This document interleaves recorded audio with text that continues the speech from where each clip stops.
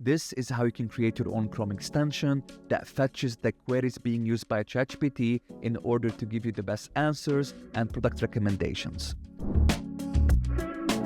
This video was inspired by this post from Zack Notes. He built this extension and we thought it was really fascinating.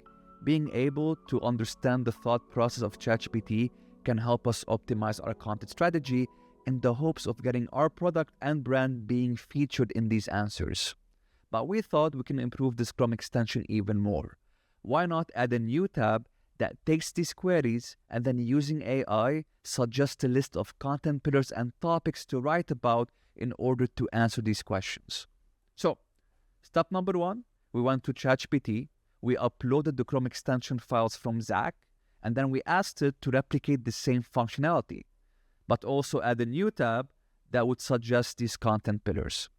We want it to be powered by AI, so we want to use OpenAI's API for generating content ideas. A few seconds later, we got the Chrome extension zip file. Make sure to unzip it. Then step number 2, go to your Chrome extension manager, enable developer mode, click on load unpacked, and then upload your unzipped file.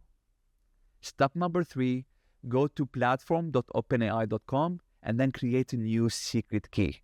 You will need this to make sure that your Chrome extension becomes powered by AI. Step number 4, go to your ChatGPT tab,